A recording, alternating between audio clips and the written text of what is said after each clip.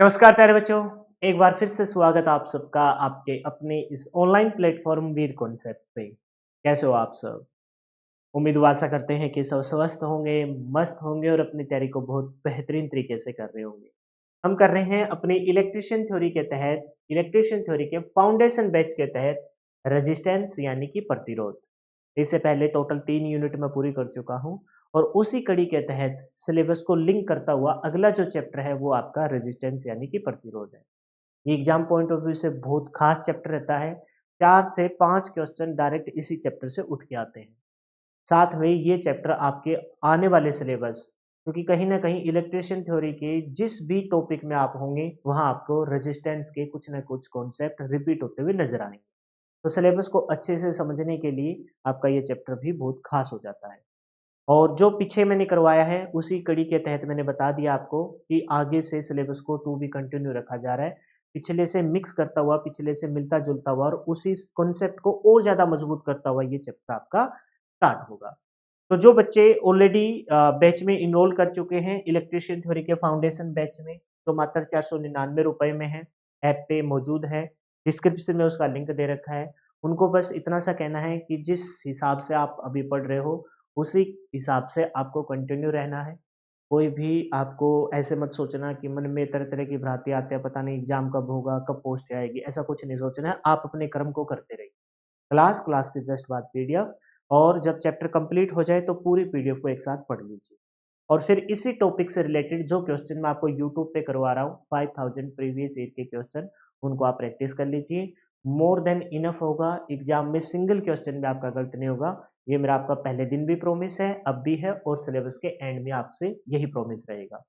जो बच्चे इनरोल नहीं कर चुके हैं उनको मैं बता दूं, डेमो के तौर पर आप हमें यूट्यूब पे देख रहे हो। प्रत्येक चैप्टर की स्टार्टिंग में कुछ डेमो क्लासेस में डाल रहा हूँ यूट्यूब पे।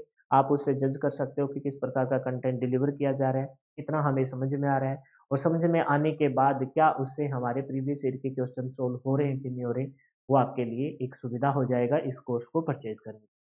बहुत ही नॉमिनल चार्ज है, लेकिन ये जो टाइम पीरियड बहुत ही लिमिटेड टाइम पीरियड के लिए ऑफर है। आप इस बैच में एनरोल कर सकते हो। क्या सुनना, ठीक है? तो अब स्टार्ट करेंगे अपनी क्लास को। सरस्वती माता का नाम लेके, जय सरस्वती माँ। और आज का जो नया चैप्टर है वो है जी प्रतिरोध, यानी कि रेजिस्टेंस। रिसेंटली जिस चैप्टर में मैंने आपको इंजीनियरिंग मटेरियल्स के तहत आपको मैंने बताया था कि जो 3 प्रकार के इंजीनियरिंग मटेरियल है उसमें कंडक्टर, सेमीकंडक्टर और इंसुलेटर, और उनकी लिस्ट आपने जो अच्छे से देखी थी, उसमें आपने देखा था कि जो चालक होते हैं, जिसे हम क्या कहते हैं, कंडक्टर। चालक का हम प्रयोग कहाँ करते हैं? धारा के प्रवाह के लिए हम चालक का प्रयोग करते हैं।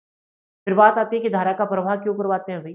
धारा का प्रवाह हम इस वजह से करवाते हैं कि आज के समय में जितने भी आप इलेक्ट्रिसिटी से जो एप्लीकेशन देख रहे हो, वो तभी पॉसिबल हो पाई है। जैसे आप ये क्लास भी देख रहे हो तो इसके पीछे कहीं न कहीं विद्युत का ही रोल है। मैं रिकॉर्ड कर पा रहा हूँ तो विद्युत का रोल है।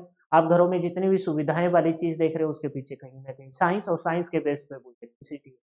तो वो इलेक्ट्रिसिटी की ही देन है, उसी की वजह से आपको ये सुविधाएँ मिल रही हैं।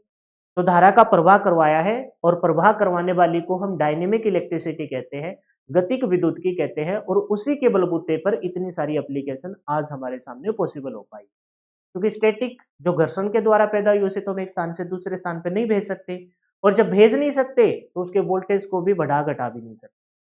जो हम भेज पा रहे हैं ना एक स्थान से दूसरे स्थान पर, जिसे हम डायनेमिक इलेक्ट्रिसिटी गतिक विद्युत की कहते हैं, जो आवेश प्रवाह की दर को रिप्रेजेंट करता है, जिसे हम विद्युत धारा कहते हैं, वो एक स्थान से दूसरे स्थान पर भेजी गई, तभी उसके वोल्टेज को अप, है ना, स्टेप अप ट्रांसफार्मर से वोल्टेज को बढ़ाया गया है। और फिर जरूरत पड़ी कम करने की तो स्टेप डाउन प्रकार के ट्रांसफार्मर से उसके वोल्टेज को कम किया गया है। वो एक स्थान से दूसरे स्थान पर भेजा है, तभी ये सब पॉसिबल हो पाया है। तो भेजने के लिए आएँगे इस पे, समझिए आप कॉन्सेप्ट को क्लियर कीजिए क्योंकि लिंक बनाते हुए पढ़ना है। भेजने के लिए हमें किसी चालक तार की ज़रूरत पड़ी। भेजने के लिए हमें किसकी ज़रूरत पड़ी? किसी चालक तार की ज़रूरत पड़ी, क्योंकि चालक तार अपने में से विद्युत धारा के प्रवाह को बहुत ईज़िली होने देता है। सुविधाएँ भी प्रोवाइड करवाता है अपने गुणों के माध्यम से, और कभी-कभार 1-2 अवगुण होता है जो धारा के प्रवाह को रोकता भी है। उसी अवगुण को हम पढ़ रहे हैं रेजिस्टेंस के, जो धारा के प्रवाह के, क्योंकि हम क्या सोचते हैं, हमें इलेक्ट्रिसिटी प्रेमी, हमें विद्युत के प्रेमी, क्योंकि हमें लगता है कि धारा का प्रवाह होगा तभी तो सारे काम पॉसिबल हो पाएँगे। लेकिन ज़रूरी नहीं है कि हर टाइम उसी साइड से ही देखा जाए। हर सिक्के के 2 पहलू होते हैं, हर एक चीज की दो साइड होती है, तो दूसरी साइड से भी हमें सोचना है कि ये आपके धारा के प्रवाह को रोकेगा, बाधा डालेगा, लेकिन इसका फायदा भी बहुत है। आपने देखा होगा जो इंसुलेटिंग मटेरियल थे, जो धारा के प्रवाह को नहीं होने देते, निष्क्रिय पदार्थ थे, कुचालक पदार्थ थे, उससे तो इतनी सारी एप्लीकेशन है कि आप सोच भी नहीं सकते। तो दोनों पॉइंट ऑफ व्यू से जब जरूरत पड़ेगी कि भई इसका गुण है, तो गुण के तौर पर देखेंगे और अवगुण है तो अवगुण के तौर पर देखेंगे। तो जो चालक तार है, जो धारा के प्रवाह को करवा रहा है, उस धारा के प्रवाह में चालक तार के पॉइंट ऑफ व्यू से कोई गुण था, जो धारा के प्रवाह को अच्छे से करवा रहा था, जिसे आप कंडक्टिविटी कहते थे, चालकता कहते थे। और एक ऐसा गुण भी था उस चालक तार के अंदर जो धारा के प्रवाह को रोकता था, वो चालक तार का तो अवगुण था। तो वो क्या कर रहा था कि धारा के प्रवाह को रोक रहा था, बाधा डाल रहा था, उसे हम रेजिस्टिविटी, उसे हम विशिष्ट प्रतिरोध कहते हैं, जिसे आप ओम मीटर में मापते हो। एक तो गुण और अवगुण की बात होगी चालक तार की। फिर हमने सोचा कि यार ये धारा के प्रवाह को कुछ लिमिटेड तो करना पड़ेगा। अगर मान के चलो जिस स्पीड से चल रही है, जितनी वोल्टेज, जितनी धारा एम्पियर पे या जिस पे भी चल रही है करंट पे, अगर उससे कम हमें करनी पड़े तो कोई ऐसी एक डिवाइस बनाते हैं जो धारा के प्रवाह में बाधा रोक के ही खड़ी हो जाए। तो उसके लिए हमने बनाया रजिस्टर, प्रतिरोधक। रजिस्टर मतलब प्रतिरोधक। वो एक टुकड़ा बनाया पदार्थ का और उसके अंदर एक गुण ऐसा लेके आए कि जो धारा के प्रवाह को रोक दे। तो जो पदार्थ का टुकड़ा है उसे तो हम कहते हैं रजिस्टर, प्रतिरोधक। तो आज की इस क्लास में सारे लिखा हुआ पड़ा है सब कुछ, लेकिन मोटा मोटा ओवरव्यू दे रहा हूं। और उसके अंदर जो गुण है, जिसे आप रेजिस्टेंस कहते हो, जिसे आप प्रतिरोध कहते हो, वो उस गुण के बलबूते पे ही धारा के प्रवाह को रोक पाता है। समझ गए? तो पदार्थ का टुकड़ा तो आपका रजिस्टर है, जिसे आप प्रतिरोधक कहते हो, और उसके अंदर जो रेजिस्टेंस का गुण है, जिसे आप प्रतिरोध कहते हो, वो उस धारा के प्रवाह को रोकता है। जैसे मैं इंसान, मैं नाउन हो गया और मेरा कर्म क्या है? आपको पढ़ाना। तो कोई पदार्थ का टुकड़ा, प्रतिरोधक, रजिस्टर, और उसका गुण क्या है? धारा के प्रवाह को रोकना, जिसे प्रतिरोध या रेजिस्टेंस कहते हैं। उसी को तो हमें पढ़ना है। और जब ये पढ़ेंगे तो उसके पीछे हम देखेंगे कि इसको VIR को देने वाले एक साइंटिस्ट थे, जिसे ओम कहते हैं। ओम्स लॉ भी कवर हो जाएगा। फिर हम देखेंगे कि इस प्रतिरोधक को, जो रजिस्टर है, उसको दो प्रकार में बांटा जाएगा। एक तो रहेगा आपका कार्बन प्रतिरोध और एक रहेगा आपका वायर बाउंड प्रतिरोध। तो आज की क्लास में उनको अच्छे से कवर कर लिया जाएगा। फिर धीरे धीरे धीरे हम स्टेप बाय स्टेप आगे के कॉन्सेप्ट को क्लियर करते हैं। समझ में आ गया कि सीक्वेंस में पढ़ रहे हैं। पहले हमने चार्ज को बनाया, एटम के सारे चार्ज को एक स्थान से दूसरे स्थान पर भेजने लग गए, तो हमने करंट को इंट्रोड्यूस कर लिया। पिछले 2 यूनिट में पढ़ा। तीसरी यूनिट में उस करंट को एक स्थान से दूसरे स्थान पर भेजने के लिए हमने चालक का यूज किया, तो इंजीनियरिंग मटेरियल चालक को पढ़ा। फिर हमने देखा कि यार कुछ ऐसे भी होने चाहिए जिसमें से धारा का प्रवाह ना हो, तो हमने इंसुलेटर को भी पढ़ा। इंजीनियरिंग मटेरियल इंसुलेटर कवर हो गया। फिर हमने देखा यार कुछ ऐसे होने चाहिए जो कम तापमान पर तो धारा को गुजरने ना दे, और टेम्परेचर बढ़ाने पर रूम टेम्परेचर पे आकर वो धारा को गुजरने दे, तो आपका सेमीकंडक्टर हो। सेमीकंडक्टर अब थोड़ा डिटेल से पढ़ रहे हैं कि चालक तार में से जब धारा जा रही थी, तो उस धारा के प्रवाह में कोई बाधा डाल रहा है, उसी गुण को यहाँ रिप्रेजेंट किया। तो हेडिंग डालेंगे प्रतिरोध यानी कि रेजिस्टेंस। पढ़ के देखिए, जो समझा दिया उससे बाहर कुछ भी नहीं है। पदार्थों का वह गुण, कोई पदार्थ है, उस पदार्थों का वह गुण जिसके कारण वह स्वयं में से प्रभावित होने वाली विद्युत धारा के प्रवाह का विरोध करे, उसे हम कहते हैं प्रतिरोध। गुण है ये प्रतिरोधक का। कोई एक पदार्थ का टुकड़ा है, पदार्थ का कोई टुकड़ा है, उन पदार्थों के टुकड़े के अंदर एक गुण है जो अपने में से प्रभावित होने वाले विद्युत धारा को क्या करे? का विरोध करे। उस गुण को क्या कहते हैं? उस गुण को प्रतिरोध कहते हैं। इस गुण को हम किससे मापते हैं? उस गुण को रिप्रेजेंट तो किया जाता है आर से, क्योंकि रेजिस्टेंस का आर हमने यूज किया, मात्रक हो गया, प्रतीक हो गया जी क्या? आर। और इसका जो मात्रक है इसे मेजर किस में किया जाएगा? मेजर किया जाएगा ओम में, क्योंकि इस आई, वी और आर को देने वाले साइंटिस्ट थे, उनका पूरा नाम आपको दिखेगा, ओम, लास्ट में उसका सरनाम था ओम। तो इसका मात्रक हमने रख दिया क्या? ओम। तो पदार्थों का एक अंदर गुण होता है, उस गुण के तहत वह अपने में से प्रभावित होने वाली धारा का विरोध करता है, उसको हम प्रतिरोध कहते हैं, जिसे प्रतीक आर से रिप्रेजेंट किया जाएगा। जैसे मैं कहूं मेरा नाम वीरकर्ण, वी से स्टार्ट होता है, तो वी से वीरकर्ण बना, तो आर से क्या बनेगा? रेजिस्टेंस बनेगा। मापा किस में जाएगा? मापा जाएगा जी ओम में। तो क्या बोला जाएगा? मात्रक हो गया ओम। ठीक है। अब उस टुकड़े का जिक्र कर रहे हैं, हालांकि इसको मैं आगने वाली दूसरी या तीसरी स्लाइड पे बहुत अच्छे से पढ़ाऊंगा, लेकिन एक बार इंट्रोडक्शन के तौर पर पढ़ लीजिए। पदार्थ का जो टुकड़ा जिसके अंदर कोई गुण है, पदार्थ का कोई टुकड़ा, जैसे मैं हूं और मेरे अंदर गुण है आपको पढ़ाना, टीचिंग करना, तो पदार्थ का कोई टुकड़ा है, पदार्थ का जो टुकड़ा टुकड़ा प्रतिरोध के गुण को प्रदर्शित करता है। प्रतिरोध मतलब प्रतिरोध के अंदर कौन सा गुण है? प्रतिरोध के अंदर गुण है धारा के प्रवाह को रोकना। उस गुण को प्रदर्शित करता है, उसे प्रतिरोधक कहा जाता है। उसे क्या कहा जाता है जी? उसे प्रतिरोधक कहा जाता है। तो दोनों बातें क्लियर हो गई कि प्रतिरोधक वो टुकड़ा है जो नाउन है, और उसके अंदर जो गुण है उसे हम प्रतिरोध यानी कि रेजिस्टेंस कहते हैं, जो गुण की बलबूते पे ही वो धारा के प्रवाह को रोकेगा, धारा के प्रवाह के रोकेगा। बोलो क्लियर है क्या ये बात? बहुत बढ़िया। क्या कहा है कि प्रतिरोध को निम्न प्रतीकों के द्वारा, एक तो प्रतीक हो गया अल्फाबेटिक के तहत आर, क्या हो गया आर, और दूसरे ये हो गए सिंबल, ये हो गए सिंबल। प्रतिरोध को ऐसे बचपन से हम करते आ रहे हैं, ऐसे रिप्रेजेंट करते हैं, है ना, बस ये थोड़ा सा मैंने पीडीएफ में शो कर दिया, ऐसे प्रतिरोध को रिप्रेजेंट करते हैं। और पता है ये सिंबल भी कैसे आया है? बताऊं आपको ये सिंबल कैसे आया है? मैं हटा दूंगा ये। जैसे क्या होता है, कोई चालक तार होता है, ये चालक तार है, इसमें से धारा का प्रवाह होगा, चालक तार में से धारा का प्रवाह होगा। प्रवाह कब होता है कि इलेक्ट्रॉन होते हैं ना, वो ऐसे ही रेंडमली मूव कर रहे होते हैं, कोई इलेक्ट्रॉन ऐसे जाएगा, कोई इलेक्ट्रॉन ऐसे जाएगा, कोई इलेक्ट्रॉन है वो ऐसे जाएगा, है ना, कोई इलेक्ट्रॉन है वो ऐसे जाएगा। लेकिन जब इस चालक तार को हम किसी source of EMF, cell, battery या जनरेटर से जोड़ लेते हैं, तो वो पर्टिकुलर दिशा पकड़ लेता है। वो जब दिशा पकड़ता है तब उसी को हम विद्युत धारा कहते हैं। आवेश, आवेश मतलब चार्ज, चार्ज मतलब उसके अंदर इलेक्ट्रॉन, इलेक्ट्रॉन के प्रवाह की दर, आवेश के प्रवाह की दर, चार्ज के प्रवाह, आवेश चार्ज एक ही बात होगी, प्रवाह की दर को हम क्या कहते हैं? विद्युत धारा कहते हैं। तो जब वो इलेक्ट्रॉन चलेगा तो रास्ते में और किसी इलेक्ट्रॉन से टकराएगा, टकराएगा तो वो अपनी दिशा बदलेगा। समझते हैं, थोड़ा सा प्रैक्टिकली समझते हैं कि ये सिंबल कैसे बना।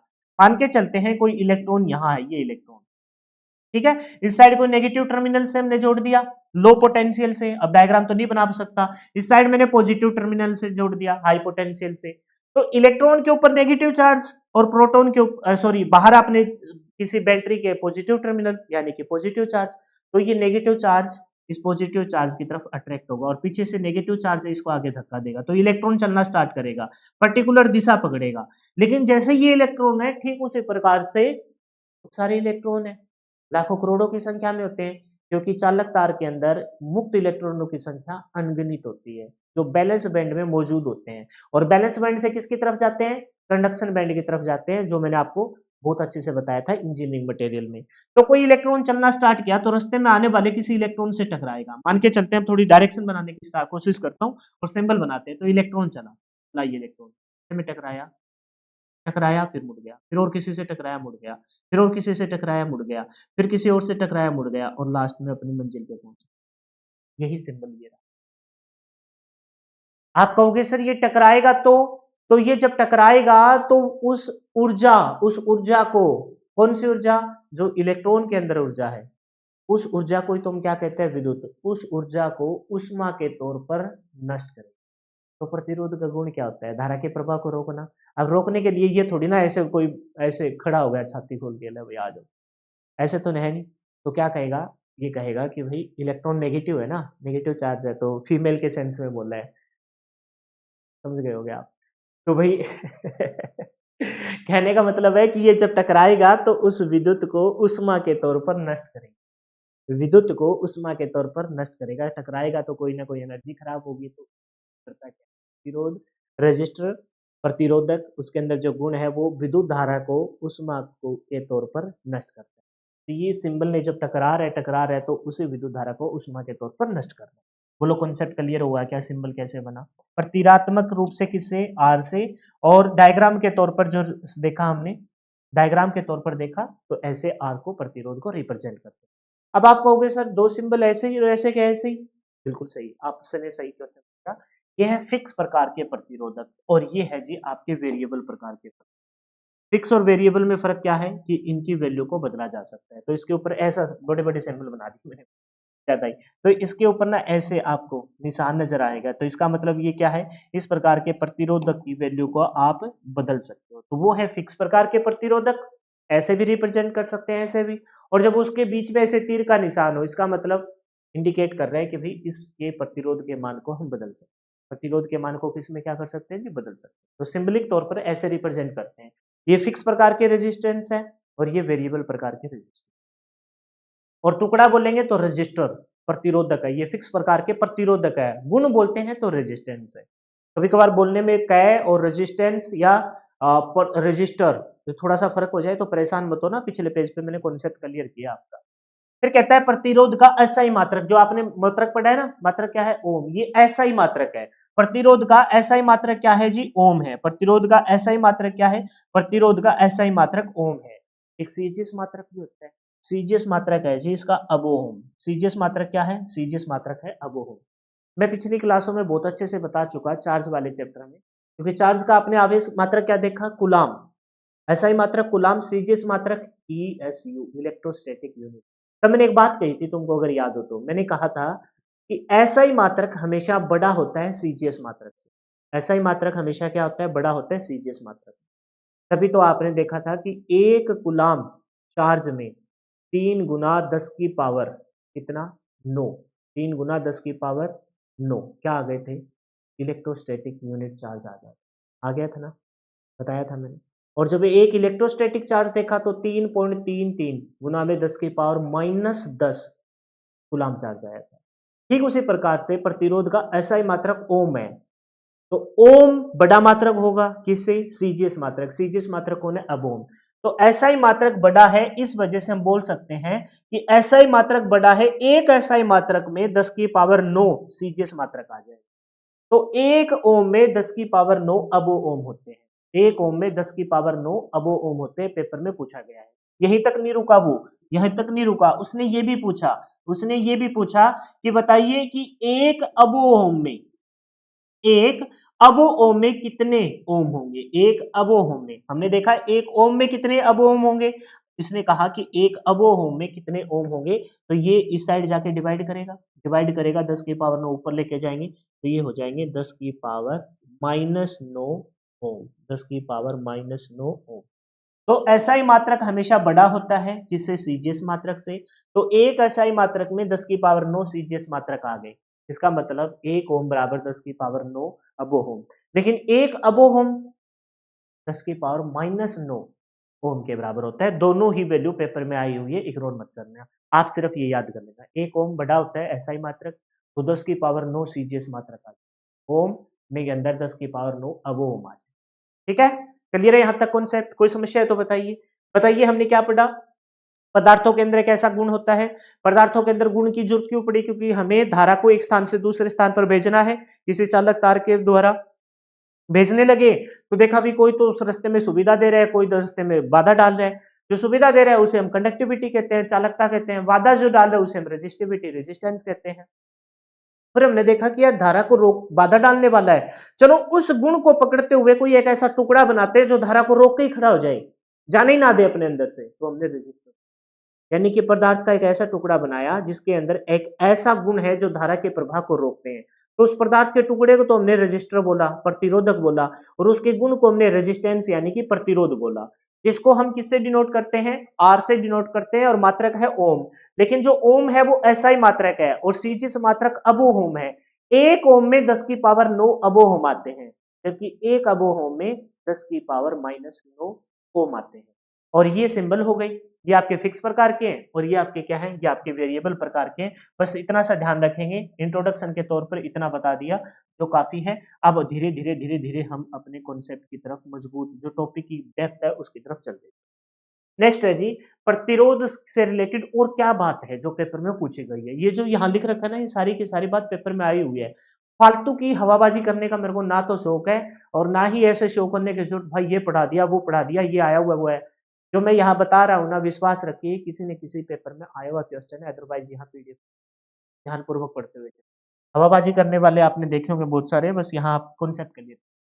प्रतिरोध एक निष्क्रिय, अब इस निष्क्रिय का क्या मतलब है, एक निष्क्रिय शब्द है, एक है द्विपार्श्विक। द्विपार्श्विक को आप द्विविषीय भी बोल सकते हो, या फिर इंग्लिश वाला थोड़ा अच्छे से समझ जाएंगे, बाई डायरेक्शनल बोलते हो। निष्क्रिय मतलब एक तो होता है एक्टिव, एक्टिव मतलब सक्रिय, और निष्क्रिय मतलब इनएक्टिव। जैसे आपने देखा होगा कि यार ये बंदा बहुत एक्टिव है, आप जब भी हमारे आस पड़ोस में कोई भी जागरण हो, कोई ब्याह शादी हो, कोई कांड मुकांड हो, अपनी लोकल भाषा में बता रहा हूँ, या कोई भी हल्का फुल्का प्रोग्राम ना, ये सबसे आगे खड़ा रहता है। ना सिर्फ ये खाने के टाइम आता है, ये भाई कामों में हाथ भी बटाता है, उसको बोलते हैं एक्टिव। एक्टिव यानी कि सक्रिय। एक होता है निष्क्रिय, इनएक्टिव, बोलता है यार ये कोई आदमी है यार, ये कोई आदमी, ये किसी का हुआ ही नहीं आज तक, ये लास्ट में पहुंचता है हमेशा, बस खाने वाले टाइम में पहुंचता है, इसे कोई मतलब नहीं है काम कैसे हुआ, भाई पड़ोस में एक दूसरे से हाथ बटाना चाहिए, उसको हम बोलते हैं इनएक्टिव, निष्क्रिय। समझ गए देसी भाषा में। अच्छा, एक होता है यूनिडायरेक्शनल। यूनिडायरेक्शनल मतलब एक ही दिशा में, यूनिडायरेक्शनल मतलब एक ही दिशा में। एक होता है बाई, बाई मतलब होता है दो, डायरेक्शन मतलब दिशा, जो दोनों दिशाओं में, बाई डायरेक्शनल। तो जो आपका प्रतिरोध है ना, वो एक तो आपका निष्क्रिय है। अच्छा, सक्रिय और निष्क्रिय में हम इलेक्ट्रिसिटी के सेंस में कैसे पढ़े, तो जो इलेक्ट्रिसिटी के सेंस में सक्रिय और निष्क्रिय को अगर डिफाइन करना हो ना, तो ऐसे कहेंगे कि ऐसा कोई घटक जो धारा में की वैल्यू को बढ़ा दे, ऐसा कोई घटक जो धारा की वैल्यू को बढ़ा दे, या फिर ये कहें कि जो पैदा कर दे, या उसमें कोई सहयोग कर दे, कोई चीज ऐड कर दे, उसको हम कहेंगे सक्रिय। तो जो काम करने वाला बंदा है, मैंने एग्जांपल लिया, वो हाथ बटाता है, किसी का सहयोग करता है, किसी की फाइनेंशियली भी हेल्प करता है, उसको हम सक्रिय कहेंगे। निष्क्रिय मतलब जो नुकसान ही करने आया है। तो प्रतिरोध सिर्फ नुकसान करने आता है, किसके सेंस में? निष्क्रिय से रिलेटेड बोला है, इस पे आएंगे। निष्क्रिय यह एक ऐसा विद्युत घटक है जो विद्युत धारा के प्रवाह का विरोध करता है। विद्युत धारा के प्रवाह का क्या करता है? विरोध करता है, और ऊर्जा को संग्रहित करने की बजाय नष्ट करता है। सक्रिय अब कौन सा होगा? सक्रिय वो होगा जो विद्युत धारा के विरोध कुछ सहयोग करे, उसकी वैल्यू को बढ़ा दे, एम्पलीफाई कर दे। एसी फॉर्म है तो उसकी एम्पलीट्यूड को बढ़ा दे, वोल्टेज को बढ़ा दे, धारा के मान को बढ़ा दे, कुछ सहयोग कर दे, कोई लेन देन का व्यवहार बनाए। लेन देन का व्यवहार, वो वाला लेन देन का व्यवहार नहीं कह रहा, पैसे फाइनेंशियली व्यवहार के बारे में बात कर रहे हैं। तो निष्क्रिय क्या होगा? जो ऐसा कोई गुण ना हो जो सहयोग करे, वो भी कुछ ना कुछ नुकसान कर रहे। तो निष्क्रिय प्रतिरोध आपका निष्क्रिय एलिमेंट है। यह एक ऐसा विद्युत घटक है, ऐसा पदार्थ है जो विद्युत धारा के प्रवाह का विरोध करता है और ऊर्जा को संग्रहित करने के बजाय नष्ट करता है। और न सिर्फ प्रतिरोध करता है, ये देखो ये तीन जोड़ीदार है इनके, ये मतलब कटार सिंह, मोरसिंह, नारसिंह है ना। तो बोलता है रजिस्टर भी ऐसा ही काम करता है, इंडक्टर भी ऐसा ही काम करता है, और कैपेसिटर भी ऐसा ही करता है। जो कोई वैल्यू को बढ़ाते नहीं है, पैदा नहीं करते, एम्पलीट्यूड को नहीं बढ़ाते, कोई ऐड नहीं करते, ये तो किसी ने तौर पर या तो ऊर्जा को नष्ट करते हैं या ऊर्जा को स्टोर कर लेते हैं, बढ़ाते नहीं। तो प्रतिरोध है तो वो तो धारा के प्रवाह का विरोध करता है और विद्युत को ऊष्मा के तौर पर नष्ट करता है। इंडक्टर है वो चुंबकीय क्षेत्र में धारा को स्टोर कर लेता है। कैपेसिटर है वो आपके सिरेमिक मटेरियल के तौर के अंदर जाके स्टोर कर लेता है। इंडक्टर है वो किसको स्टोर करता है, किसको पास करता है, ये भी आपको मैं पढ़ाऊंगा। इंडक्टर आपका डीसी को ब्लो करता है और एसी को पास करता है, जबकि कैपेसिटर आपका एसी को, सॉरी गलत बोल दिया, इंडक्टर है वो आपका क्या करता है, डीसी को पास करता है और एसी को ब्लॉक करता है, जबकि कैपेसिटर आपका एसी को पास करता है और डीसी को ब्लॉक करता है। लेकिन कोई सहयोग तो नहीं कर रहे ना, सहयोग आपका रजिस्टर भी नहीं कर रहा। ये रजिस्टर तो धारा के विरोध का वो विरोध करता है और विद्युत को ऊष्मा के तौर पर नष्ट करता है। तो प्रतिरोध एक निष्क्रिय हो गया। फिर बोला द्विपार्श्विक। द्विपार्श्विक मतलब बाई डायरेक्शनल, इस शब्द को लिख लिया जाए। द्विपार्श्विक मतलब इंग्लिश वाले से अच्छे से समझ में आएगा, बाई डायरेक्शनल। क्या बोला जाएगा इसको? By directional. बाई डायरेक्शनल मतलब जिसे निष्क्रिय मतलब इनएक्टिव, निष्क्रिय मतलब इनएक्टिव, इनएक्टिव मतलब जो एक्टिव नहीं है। बाई डायरेक्शनल मतलब जो दोनों दिशाओं में। प्रतिरोध के अंदर अच्छी बात यह है कि ये दोनों दिशाओं में काम करता है। जैसे मैं कहा कि ये कोई प्रतिरोध है ना, चाहे भाई धारा का मान इस साइड से गुजारो, चाहे इस साइड से धारा का मान गुजारो, आप कह रहे हो कि भाई तभी इसका मान क्या बोल दिया मैंने, 5 माइक्रो ओम है। इसका मान क्या है? 5 माइक्रो ओम है। यानी कि भाई ये 5 माइक्रो ओम का प्रतिरोध है जो धारा के मान को 5 माइक्रो ओम तक रोकेगा। तो कह रहा है कि इस साइड से करो तो भी ये 5 माइक्रो ओम का काम करेगा, इस साइड से करोगे तो भी ये 5 माइक्रो ओम का विरोध करेगा। समझ गए? तो ये बाई डायरेक्शनल है। तो बाई डायरेक्शनल के लिए क्या बोला है?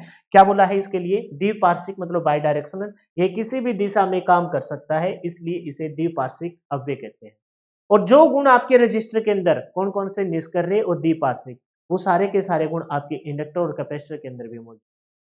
इंडक्टर भी धारा के प्रवाह में कोई सुविधा प्रोवाइड नहीं करता, ये धारा को धारा को स्टोर कर लेता है चुंबकीय क्षेत्र में। ये भी आपका कोई ऐड नहीं करता, कोई पैदा नहीं करता, या फिर कोई वोल्टेज उसको बढ़ाता नहीं, ये भी स्टोर कर लेता है। ये किसको करता है इंडक्टर? ये भाई आपका एसी को ब्लॉक और डीसी को पास करता है। कैपेसिटर डीसी को ब्लॉक और एसी को करता है। कहीं ना कहीं ब्लॉक तो दोनों के अंदर हो रहा है, चाहे एसी हो रही है चाहे डीसी हो रही हो, और ये तो नष्ट कर रहा है। तो इसका मतलब, कहने का मतलब ये हुआ, चाहे रजिस्टर की बात करो, चाहे इंडक्टर की बात करो, चाहे कैपेसिटर की बात करो, ये दोनों के दोनों, ये तीनों के तीनों इनएक्टिव है, इनएक्टिव है ना। ये रजिस्टर कैपेसिटर, यही बात आपको सेम फिर से पढ़ाऊंगा मैं इंडक्टर और कैपेसिटर के सेंस में। इनएक्टिव है, मतलब कि ये निष्क्रिय है। ये क्या है भाई? निष्क्रिय है। और मैंने क्या बताया, इनएक्टिव होने के साथ साथ ये क्या है भाई? ये आपके बाई डायरेक्शनल है। ये क्या है? बाई डायरेक्शनल है। चाहे इस साइड से धारा भेजिए रजिस्टर के अंदर, इंडक्टर के अंदर या कैपेसिटर के अंदर, चाहे उस साइड से भेजिए, यानी कि ये द्विदिवसीय है। द्विपार्श्विक भी बोल दीजिए इसको, चाहे इसको द्विदिवसीय बोल दीजिए। द्विपार्श्विक या द्विदिवसीय। द्विदिवसीय मतलब दोनों साइड से, बाई का मतलब दो होता है। ये गुण होते हैं आपके रजिस्टर, इंडक्टर और कैपेसिटर, तीनों के अंदर यही गुण है। तो रजिस्टर, इंडक्टर, रजिस्टर के सारे हमने इंडक्टर और कैपेसिटर को भी देख लिया। क्लियर हो गई ये बात कि ये निष्क्रिय है और साथ में आपके बाई डायरेक्शनल काम करते हैं। निष्क्रिय का मतलब जो आपकी कोई सुविधा या कोई आपके अंदर कोई चीज ऐड ना करे, वो निष्क्रिय होते हैं।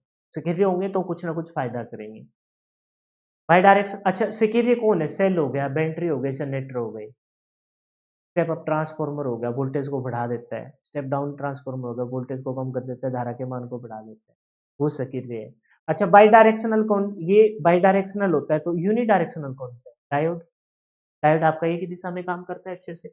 ये जैसे कोई मैंने डायोड बनाया है ना, ये कोई मैंने एक डायोड बनाया, कोई भी ये डायोड है, एनपीएन पीएनपी जो भी है, ये एक डायोड बना दिया।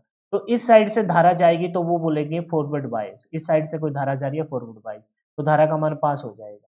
जबकि धारा अगर इस साइड से आएगी तो वो रिवर्स बायस में चल रही है, तो भाई धारा इधर ऐसे मैंने याद कराऊंगा मैं आपको कि ऐसे टकराएगी तो भाई धारा तो खराब होगी। जितना धारा का मान इस साइड से जा रहा था उतना धारा का मान इस साइड से नहीं। तो ये फॉरवर्ड बायस में तो अच्छे से काम करते हैं, रिवर्स बायस में अच्छे से काम नहीं करते। तो इसका मतलब ये क्या है? ये बाई डायरेक्शनल, जबकि ये यूनि डायरेक्शनल है। चाहे धारा इस साइड से भेजिए चाहे उस साइड से भेजिए, कोई फर्क नहीं पड़ता। समझ गए? इनएक्टिव और बाई डायरेक्शनल। तो एक्टिव कौन से हैं? जो मान को बढ़ाए। बाई डायरेक्शन की जगह यूनि डायरेक्शनल एक दिवसीय कौन से हैं? जिसमें धारा का मान एक साइड से जाए तो ये अच्छे से काम करे, जैसे डायोड। समझ गए इस बात को? आगे बढ़ जाए, बहुत बढ़िया। नेक्स्ट क्या है? अब पढ़ते हैं कि भाई ये जो आर हमने दिया, ये आर जो हमने सिंबल देखा, ये आया कहां से?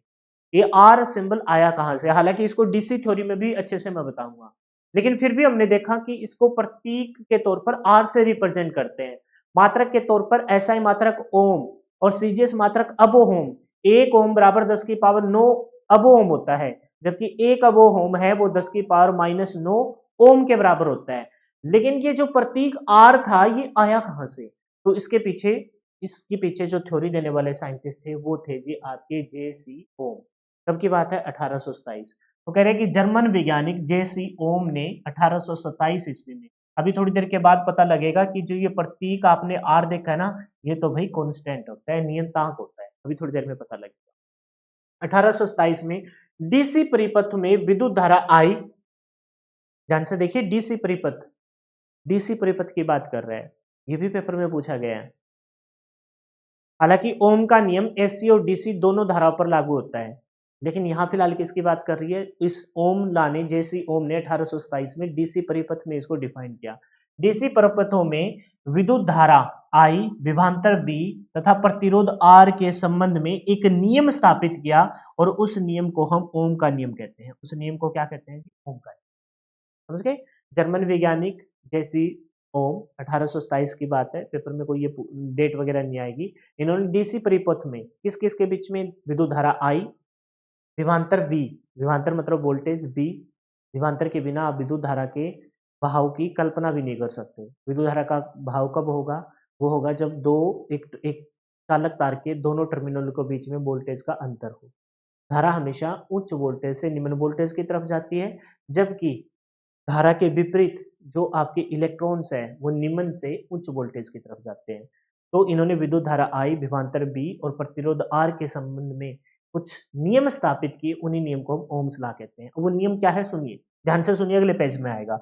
अकॉर्डिंग टू लॉ, लॉ के अनुसार नियमित ताप यानी कि भौतिक अवस्थाएं समान होनी चाहिए। भौतिक में क्या आता है? नियमित तापमान, तापमान आपका समान मिलना चाहिए। ये ना हो कि भाई आप मेजरमेंट कर रहे हो, आपने थोड़ी देर पहले धारा और वोल्टेज का मान निकाला, धारा का मान निकाला, आप जब फिर से वोल्टेज का मान निकालो, तापमान का अप डाउन इतना आ गया, तो तापमान के अप डाउन से जो वैल्यू पहले आ रही थी अब उसमें चेंज आ जाएगा।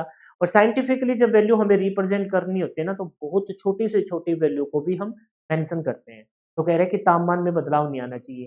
क्यों? क्योंकि तापमान के बढ़ने या घटने से, तापमान के बढ़ने या घटने से चालक पे बहुत ज्यादा प्रभाव पड़ता है, क्योंकि चालक जो होते हैं वो पीटीसी नेचर के होते हैं, पॉजिटिव टेम्परेचर कोफिशिएंट, यानी कि चालक तार में से तापमान बढ़ने पर प्रतिरोध का मान बढ़ता है और धारा का मान घटता है। क्यों? क्योंकि वो पीटीसी नेचर है, पॉजिटिव टेम्परेचर कोफिशिएंट। जबकि सेमीकंडक्टर और इंसुलेटर आपके एंटीसी नेचर के होते हैं। कैसे? कि तापमान बढ़ने के साथ सेमीकंडक्टर और इंसुलेटर के अंदर प्रतिरोध का मान घटता है और उसके चालकता बढ़ती है, लेकिन इंसुलेटर के अंदर इतनी नहीं बढ़ती कि धारा का प्रवाह हो जाए। तो इस वजह से तापमान आपको फिक्स रखना पड़ेगा, क्योंकि हम मेजरमेंट कर रहे हैं। तो ओम जैसी जो शाह है, जैसी शाह तो क्या कहेंगे, जैसी ओम 1827 में जब डीसी परिपथ में जब रिलेशन निकाल रहे थे, तो सबसे पहली बात उन्होंने ये कही कि नियमित तापमान हो तथा नियमित भौतिक परिस्थितियां, कोई भी परिस्थिति ना बदले, में किसी बंद विद्युतिक डीसी परिपथ, बंद क्यों भाई, बंद क्यों? अरे भाई धारा का प्रवाह तो तब होगा जब कोई क्लोज सर्किट हो, अदरवाइज धारा का प्रवाह कब होगा? बंद परिपथ में ही धारा का प्रवाह होगा, जिसे हम क्लोज सर्किट कहते हैं। उस बंद होगा, धारा का प्रवाह होगा, तभी तो हम धारा के मान, वोल्टेज के मान को मापेंगे। मापेंगे तब देखेंगे कि कितनी धारा को विरोध हुआ, उसी को हम प्रतिरोध बोल देंगे, रेजिस्टेंस बोल देंगे। तो डीसी बंद परिपथ में जब भौतिक अवस्थाएं समान हो, नियमित ताप हो, तब इन्होंने क्या कहा? तब इन्होंने कहा कि किसी प्रतिरोधक, जो पदार्थ का टुकड़ा लगाया है, किसी प्रतिरोधक के सिरों पर उत्पन्न होने वाला विभवांतर, विभवांतर, विभवांतर मतलब विभव में अंतर, जैसे समझो, समझो यानी कि ये कोई प्रतिरोध है, ठीक है, ये कोई बहुत बड़ा मैंने प्रतिरोध बनाया। अब यहां से कोई धारा चली है, अब यहां जो धारा का मान आ रहा है, अब वो यहां उष्मा, इलेक्ट्रॉन इधर इधर घूमते जाएंगे, इलेक्ट्रॉन विद्युत को उष्मा के तौर पर नष्ट करेंगे, तो जितनी धारा वहां स्टार्टिंग में थी, क्या उतनी धारा अब यहां पहुंचेगी? क्यों नहीं पहुंचेगी? क्योंकि इस प्रतिरोध ने विद्युत धारा को उष्मा के तौर पर नष्ट कर दिया। तो जितना वोल्टेज यहाँ था वो वोल्टेज यहाँ तो नहीं होगा, तभी तो विद्युत धारा का विभवांतर बोला है। बोला, समझे कि नहीं समझे? तो कह रहे हैं कि जब किसी प्रतिरोधक के सिरों पर उत्पन्न होने वाला विभवांतर, विभवांतर होगा, क्यों होगा? क्योंकि इलेक्ट्रॉन एक दूसरे से टकराएंगे, उष्मा को नष्ट करेंगे, नष्ट करने वाले गुण को कहते हैं कि विद्युत धारा को उष्मा के तौर पर नष्ट कर रहा है, वहां प्रतिरोधक है। तो प्रतिरोधक के सिरों में उत्पन्न होने वाला विभवांतर उस प्रतिरोधक में से प्रभावित होने वाली विद्युत धारा के मान के अनुत्क्रमानुपाती होती है। जितनी धारा प्रभावित होगी, जितनी धारा मतलब जो विभवांतर, विभव में जो अंतर होगा, वो डायरेक्टली प्रोपोर्शनल होगा प्रभावित होने वाली धारा में। यानी कि जितनी धारा आएगी उतनी ही धारा आपकी विद्युत के तौर पर नष्ट होगी, तो उतना ही विभवांतर बनेगा। उतना ही क्या बनेगा? विभवांतर बनेगा। तो ये कह रहे हैं कि किसी प्रतिरोधक के दोनों सिरों के अंतर जो विभवांतर, विभवांतर विभव का अंतर होता है, वो उसमें से प्रभावित, उस प्रतिरोधक में से प्रभावित होने वाली विद्युत धारा के डायरेक्टली प्रोपोर्शनल है। विद्युत धारा के क्या होता है? डायरेक्टली प्रोपोर्शनल होता है। अब एक बात बताओ, इस प्रोपोर्शन के साइन को हटा के, क्या इस प्रोपोर्शन के साइन को हटा के मैं आर लिख लूं? बोलिए, ये आर लिख लो। आप कहोगे ऐसे कैसे लिख लिया सर, आपकी मर्जी है क्या? अब सुनिए, क्योंकि ओम्स लॉ ने ही ये नाम रखा है, ओम्स लॉ ने ही ये नाम रखे हैं आर का। उससे पहले विभवांतर और आई के नाम तो मौजूद थे। ओम्स लॉ कहते हैं कि किसी प्रतिरोधक जो हमने लिया है ना, उस प्रतिरोधक के दोनों सिरों में जो विभव का अंतर है, विभवांतर है, वो डायरेक्टली प्रोपोर्शनल है इस चालक तार में से प्रभावित होने वाली धारा के। तो जो विभवांतर है वो डायरेक्टली प्रोपोर्शनल है प्रभावित होने वाली विद्युत धारा के। इस प्रोपोर्शन के साइन को हटा के इन्होंने क्या रख दिया? आर। तो आर इज इक्वल टू, ये आई मल्टीप्लाई कर रहा है, उस साइड जाके क्या करेगा? डिवाइड। तो वी अपॉन में आई, और ये आर क्या है? ये आर कौन सा कांस्टेंट? Ohms, Ohm's law. कौन सा कांस्टेंट है? Ohm's law constant. इसी को हम आर यानी कि उस प्रतिरोधक के गुण से रिप्रेजेंट करते हैं, जिसे आप रेजिस्टेंस यानी प्रतिरोध कहते हैं। तो बताइए आर इज इक्वल टू क्या हो जाएगा? आर इज इक्वल टू हो जाएगा वी अपॉन में आई। ये ओम्स लॉ है।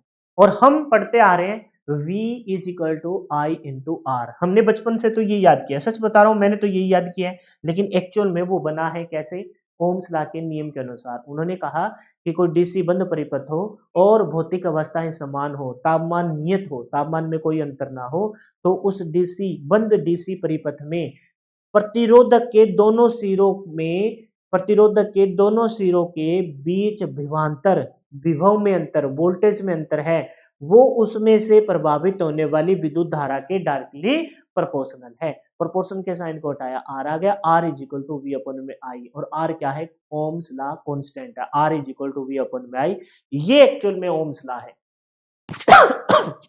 लेकिन हम बचपन से क्या पढ़ते आ रहे हैं, V is equal to I into R, V is equal to I into R, बिल्कुल सही है, हमने पढ़ा, वो भी गलत नहीं है। और I इज इक्वल टू क्या हो जाएगा, I इज इक्वल टू हो जाएगा जी, I इज इक्वल टू हो जाएगा V अपन में R, यानी कि तीन फॉर्मूले। तो तीन फॉर्मूले कौन से हैं, सबसे पहला है जी करंट का formula, I is equal to क्या बोलेंगे, V अपन में R। दूसरा वो फॉर्मूला है जी वोल्टेज का, V is equal to I into R. और तीसरा जो फॉर्मूला है आर का, R is equal to V upon में आई। और ये तीनों फॉर्मूले हमारे किससे निकल के आए, ओम्स लॉ के अकॉर्डिंग है। तो ओम्स लॉ से ही हमें आर मिला, और आर क्या है, आर उस प्रतिरोधक, उस रजिस्टर के अंदर वो गुण है जो धारा के प्रवाह को रोकता है, जिसे आप रेजिस्टेंस यानी प्रतिरोध कहते हैं, जिसका मात्रक आपका ओम है, जिसका सीजीएस मात्रक आपका अबो ओम है, जो निष्क्रिय और द्विपार्श्विक अव्यय है, जो निष्क्रिय होने के साथ द्विपार्श्विक है। और उसी के साथ हमें एक चीज और पता लगी कि रजिस्टर के जैसे गुण द्विपार्श्विक और निष्क्रिय वाले गुण आपके इंडक्टर और कैपेसिटर। क्लियर है भाई, बहुत बढ़िया। आगे बढ़ जाए, देखिए नेक्स्ट, वो कह रहा है कि R is equal to V I, क्योंकि हमें तो ओम्स लॉ को देखना होता है। अब ये बनता है मेरा नाम भी, जैसे मेरे नाम की एक्चुअल स्पेलिंग तो भाई VEE है, लेकिन ये बचपन में, बचपन की गलती, या वो वाला डायलॉग तो यहाँ नहीं लगाएंगे, लेकिन बचपन में बहुत टाइम पहले ना, शायद 10th क्लास की बात है, तो मैंने अपने हाथ पे लिखवाया था VIR, क्योंकि मार्क लिस्ट में VIR है तो मैंने VIR लिखवा लिया, लेकिन एक्चुअल में VER होना चाहिए था। लेकिन बाद में पता लगा ये तो ओम्स लॉ है। बाद में क्या पता लगा, ये तो ओम्स लॉ है, VIR। देखो VIR, V मतलब वोल्टेज, I मतलब करंट, और R मतलब रेजिस्टेंस। तो हम क्या बोलेंगे, वोल्टेज को बताइए किस में मापते हैं, वोल्टेज को हम मापते हैं जी वोल्ट में, वोल्टेज को किस में मापते हैं, वोल्ट में मापते हैं। अच्छा, करंट को किस में मापते हैं, करंट को मापते हैं जी हम एम्पियर में, किसमें मापते हैं, एम्पियर में, है ना। और रेजिस्टेंस को अभी पता लगा है अच्छे से करके आया, रेजिस्टेंस को हम किस में मापते हैं, रेजिस्टर को ऐसा ही मात्रक है ओम में, किस में मापते हैं, ओम में मापते हैं। क्या ये बात तुमको अच्छे से पता है, ठीक है। अच्छा ठीक है, तो बताइए प्रतिरोध को किस में मापेंगे, प्रतिरोध को मापेंगे जी ओम में, किसमें मापेंगे, ओम में। वोल्टेज को किस में मापेंगे, वोल्टेज को मापेंगे वोल्ट में, वोल्टेज को किस में मापा जाएगा, वोल्ट में, वही बात हम लिख रहे हैं। और आई विद्युत धारा को किस में मापेंगे, एम्पियर में। अब एक बात बताओ, तुम एक चीज पता है क्या निकल के आई, कि एक ओम की वैल्यू, एक ओम की वैल्यू, और पेपर में पूछा गया है, नीचे डेफिनेशन लिख रखी है, एक ओम की वैल्यू 1 वोल्ट प्रति एम्पियर है, 1 वोल्ट, 1 वोल्ट और बटा में क्या है, 1 एम्पियर, 1 वोल्ट ओम की वैल्यू 1 वोल्ट प्रति एम्पियर है, और यही एक ओम की डेफिनेशन बन जाती है, इसको पढ़ लीजिए, ये पेपर में आई है।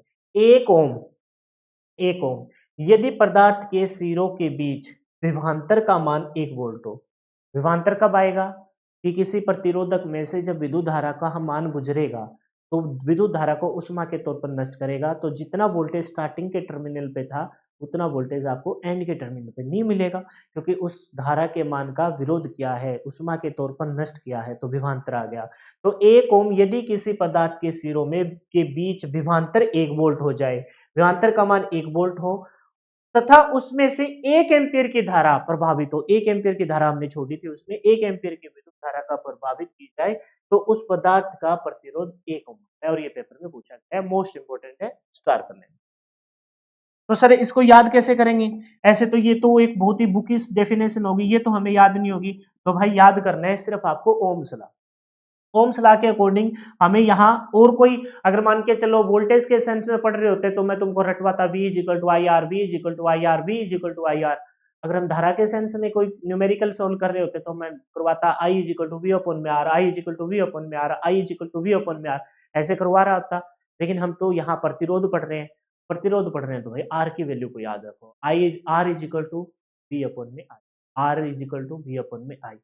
तो आर का किस में मापते हैं, ओम में। वी को किस में मापते हैं, वोल्टेज यानी कि वोल्ट में। और ए आई मतलब विद्युत धारा, इलेक्ट्रिक करंट को किस में मापते हैं, एम्पियर में। तो 1 ओम बराबर 1 वोल्ट पर एम्पियर। तो बस इसको पढ़ लेंगे, इसको बना देंगे अपनी तरफ से एक बुक की डेफिनेशन। 1 ओम किसी चालक पदार्थ या किसी पदार्थ के अंदर उस प्रतिरोध का मान होगा जब उसके टर्मिनल के बीच में विभवांतर 1 वोल्ट हो और उस प्रतिरोधक में से 1 एम्पीयर की धारा प्रवाहित। जरूरी थोड़ी ना है डिट्टो कॉपी से बदल उठाए हम यहाँ से। हमें तो पेपर में क्वेश्चन करने से मतलब है, तो क्वेश्चन आपका गलत नहीं होगा। बोलो क्लियर है क्या। और ओम्स लॉ के अकॉर्डिंग 3 जो फॉर्मूले लिखे निकले हैं उनको मैं एक बार फिर से लिख देता हूं यहाँ। कि पहला फॉर्मूला क्या हो जाएगा, V is equal to I R रहेगा, V is equal to I R रहेगा। दूसरे फॉर्मूले की बात करूं, I इज इक्वल टू क्या हो जाएगा, V अपॉन में R हो जाएगा। और तीसरे फॉर्मूले की बात करूं जो हमारे काम का है, जिसे हमने ओम्स लॉ को यहाँ इंट्रोड्यूस किया था, R इज इक्वल टू क्या हो जाएगा, V अपॉन में I हो जाएगा। और ऐसे याद कर लो, V is equal to I R, I is equal to V upon में R, और R is equal to V upon में I, R is equal to I। इनको मैं अच्छे से लिख दूंगा, बाद में टेंशन नहीं। क्लियर है भाई, आगे बढ़ जाए। बहुत बढ़िया। तो ओम्स लॉ की विशेषता क्या है, हमने ये तो देख लिया ओम्स लॉ ने क्या कहा था। जैसी ओम्स थे जिन्होंने 1827 में एक बात कही कि किसी भी उन्होंने एक नियम बनाए किसके लिए, विद्युत धारा विभवांतर V और प्रतिरोध के लिए R के लिए कुछ नियम बनाए। उन्होंने कहा कि जब भौतिक अवस्थाएं समान हो, नियमित ताप हो, तो किसी बंद डीसी परिपथ में, कोई बंद डीसी परिपथ होना चाहिए, उस बंद डीसी परिपथ में किसी प्रतिरोधक के दोनों सिरों के बीच में जो विभवांतर है वो उसके बीच में से प्रभावित होने वाले विद्युत धारा के डायरेक्टली प्रोपोर्शनल है। तो हमने देखा V is equal to directly proportional I, proportional के साइन को हटाया R आ गया, R is equal to V upon में I बन गया, और ये ओम्स। लेकिन उस ओम्स लॉ की कुछ विशेषताएं हैं। क्या विशेषताएं हैं, एक तो ये विशेषता कहेगा कि भाई वो कहाँ कहाँ लागू होता है, किसके डायरेक्टली प्रोपोर्शनल है, किसके इनवर्सली प्रोपोर्शनल है, कहाँ कहाँ लागू होता है, कहाँ लागू नहीं है। बस ये चीजें आपको ध्यान रखनी।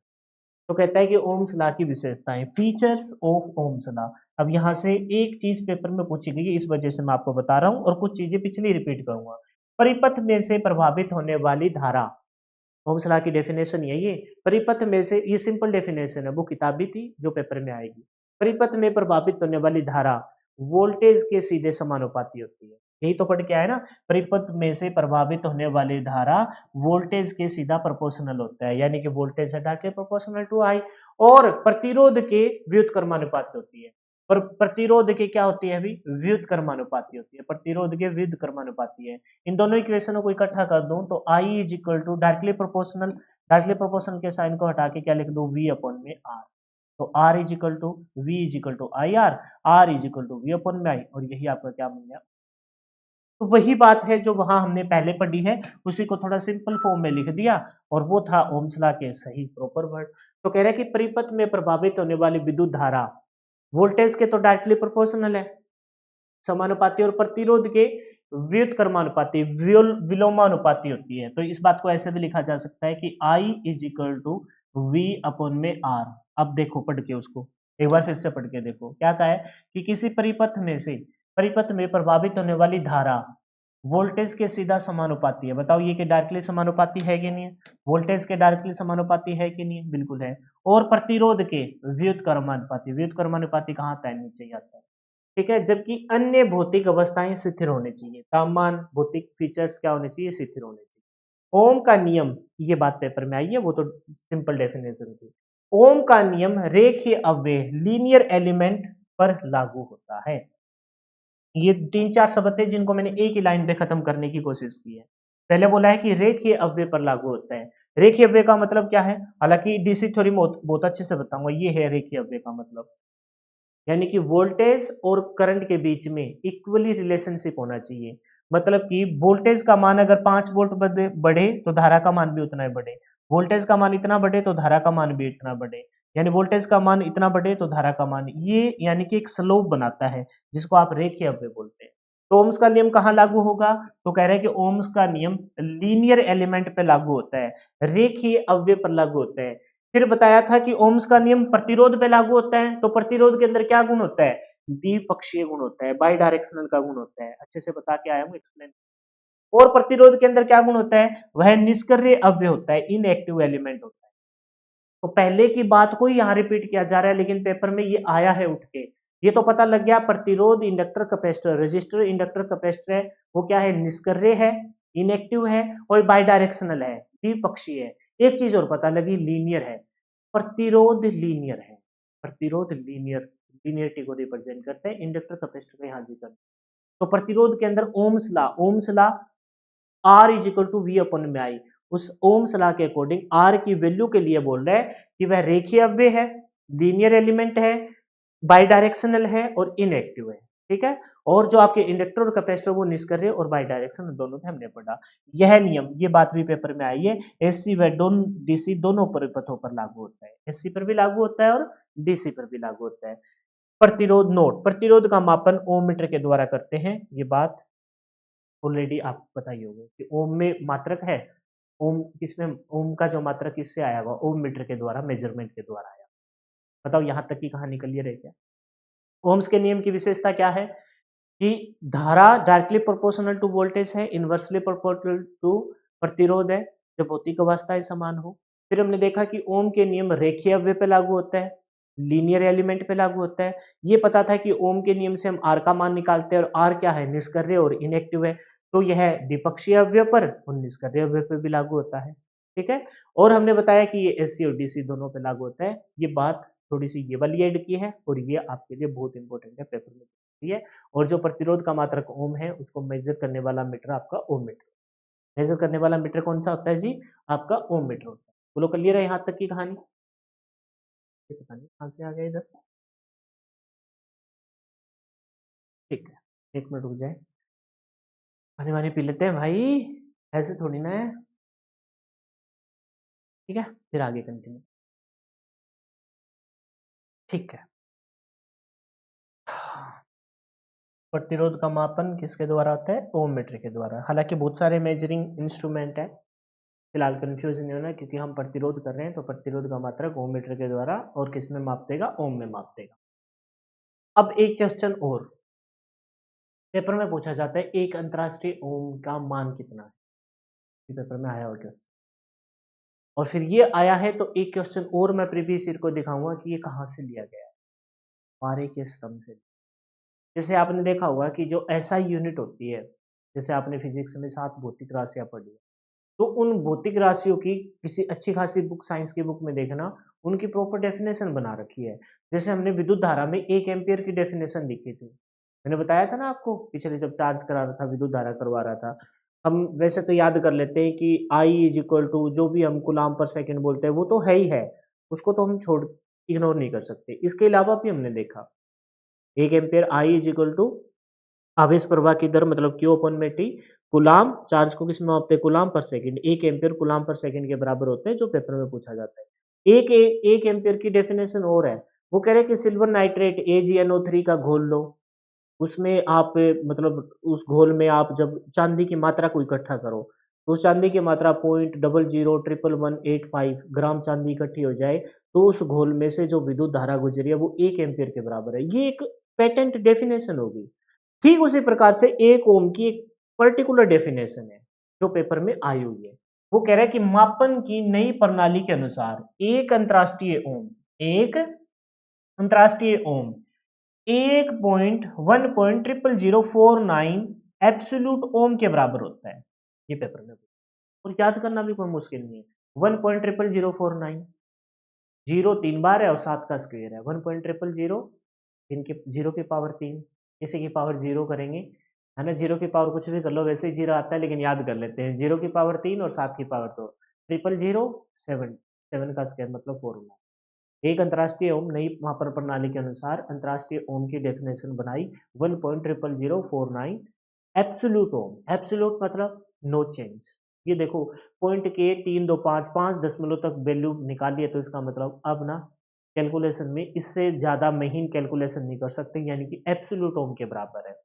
अब एक अंतरराष्ट्रीय ओम का प्रायोगिक मान कहां से लिया गया है, पारे यानी कि मरकरी के एक विशिष्ट स्तंभ से लिया गया है।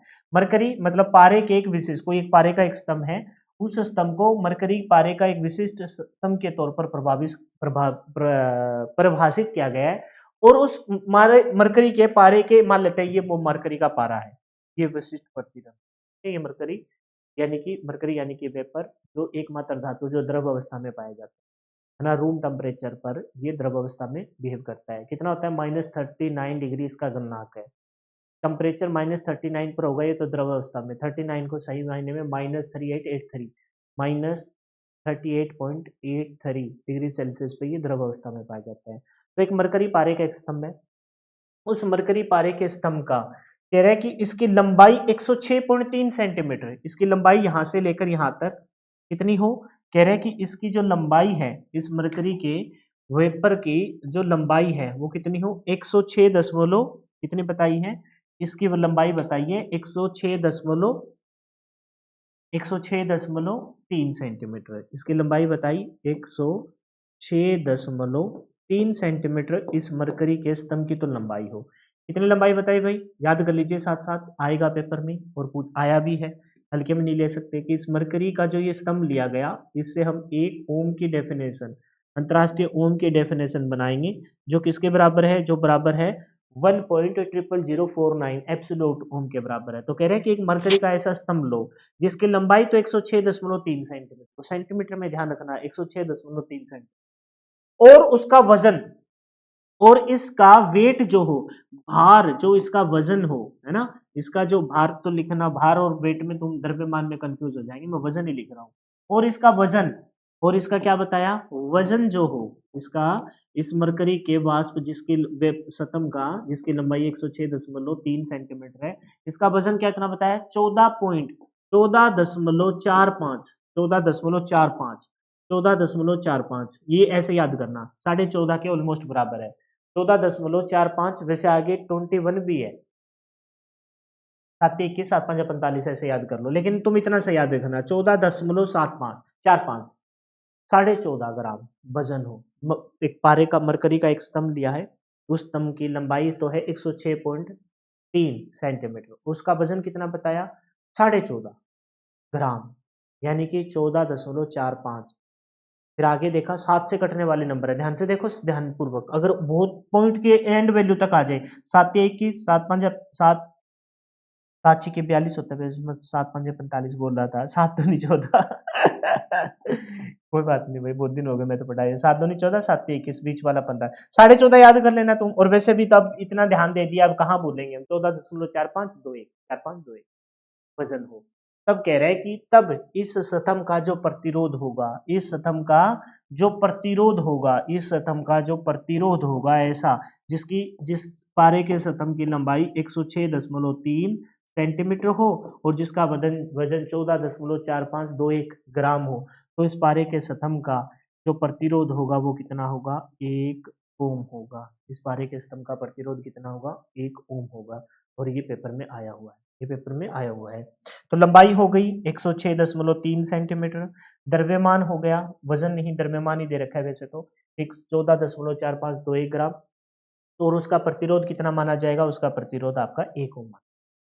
अब इस पे छोटी सी बात पे पता है मैंने क्यों टाइम दिया है, कहने को मैं सीधा 1 सेकंड में पढ़ा के याद कर लेना भाई, एक अंतरराष्ट्रीय ओम की परिभाषा 1.00049 एब्सोल्यूट ओम के बराबर होती है।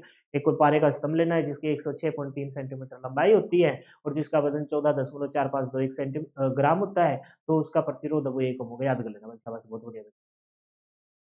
ये बार बार किसी चीज को रिपीट किया जाता है तो उस पे टाइम देते हैं, हम टाइम बिताते हैं, उस चीज पे टाइम बिताते हैं तो वो अपने आप ही दिमाग में सेट हो जाती है। और कोई जड़ी बूटी और कोई ऐसी कोई हमारे पास वो नहीं है कि भाई हम तुमको घोल के पिला दे और तुम भूलो ना, चीज पे टाइम देना सीखो। लोग टाइम दे के क्या पता कितनी अच्छी अच्छी मासूकाएं बना लेते हैं यार, हमारे पास टाइम टाइम तो है पर हमारे टाइम जा लिया, अब तो तुम हो तुम हो उस स्टेज में। तो कहने का मतलब ये है कि भाई टाइम दीजिए, सब कुछ पॉसिबल है। टाइम आप दोगे तो आपके लिए भी पॉसिबल है, तो टाइम दे रहे हैं तो याद हो गया, अब तुम भूल के दिखा देना।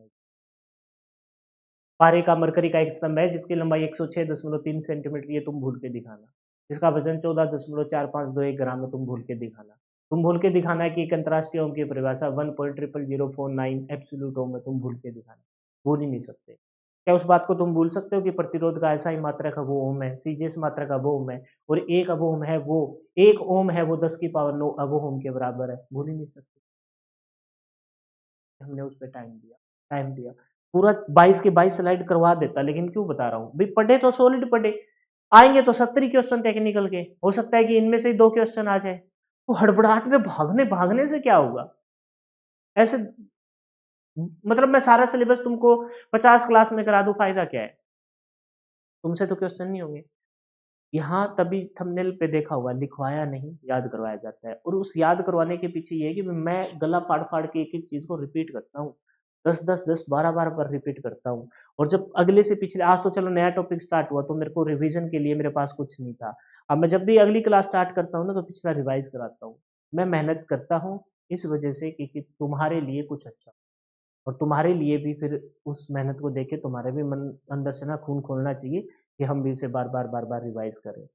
तो अपने आप। अब सम इम्पोर्टेंट फैक्ट्स, ये भी क्वेश्चन है, ये भी क्वेश्चन है, ये भी क्वेश्चन है। सारे के सारे पेपर में आए हुए क्वेश्चन है, उसको मैंने फैक्ट के तौर पे रख दिया। प्रतिरोधक नामक चैप्टर के फैक्ट के तौर पे रख दिया। कह रहे हैं कि चालक तार में दरार,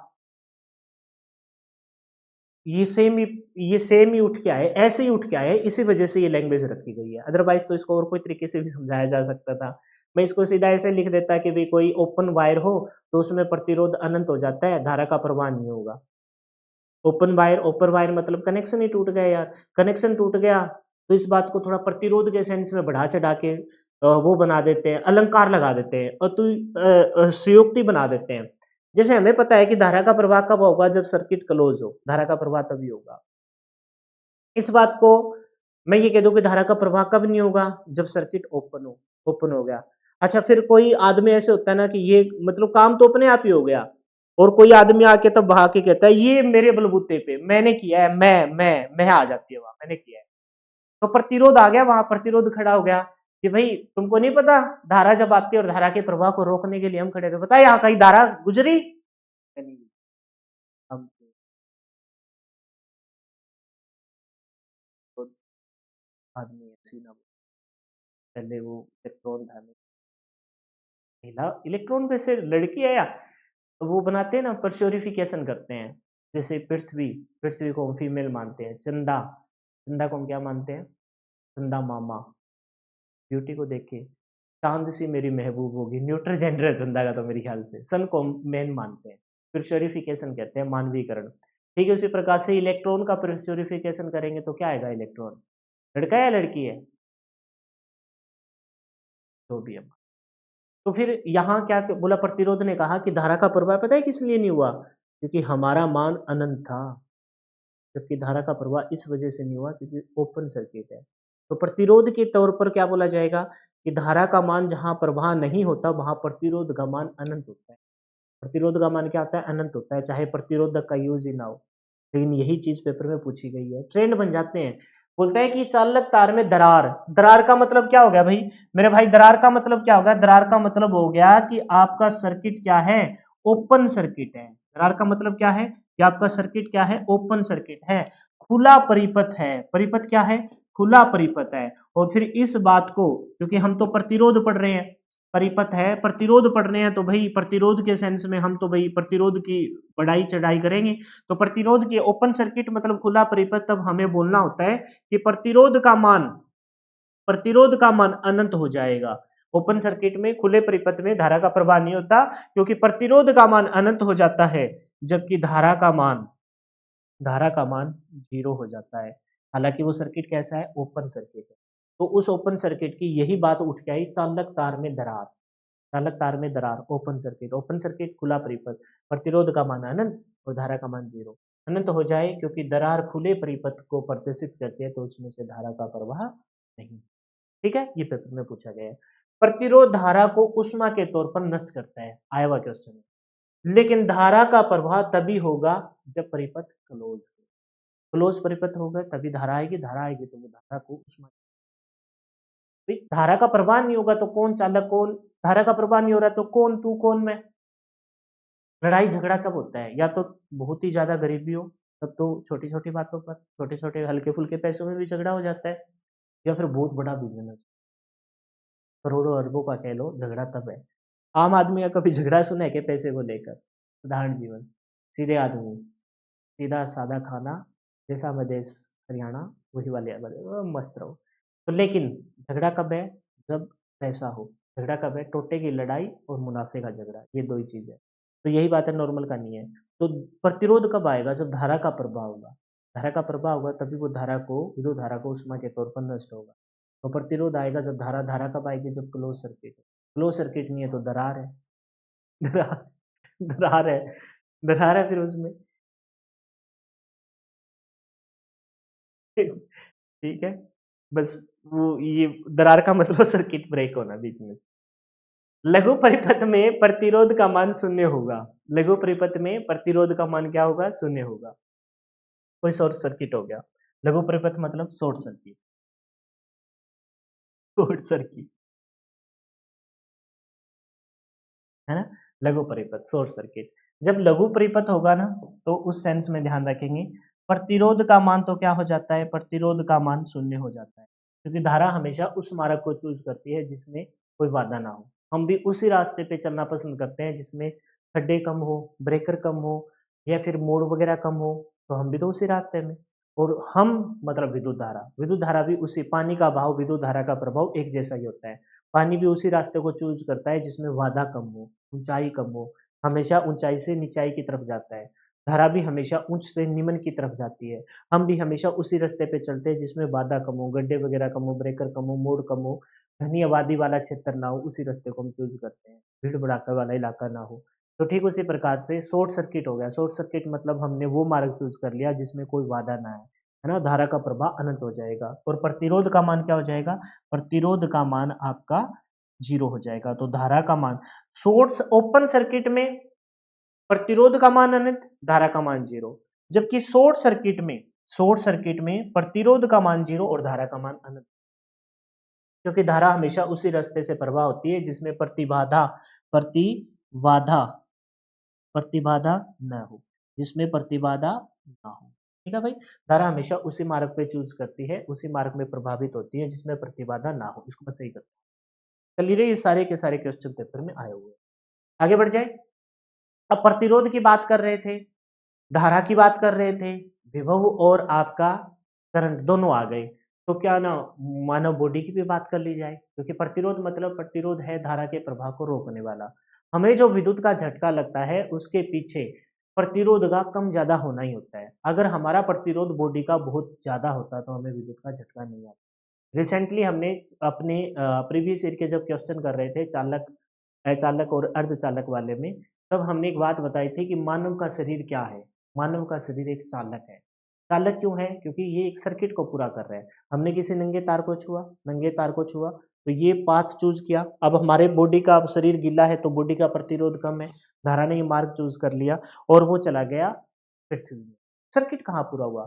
तो पृथ्वी को हम मानते हैं जी शून्य विभव नहीं, शून्य प्रतिरोधक।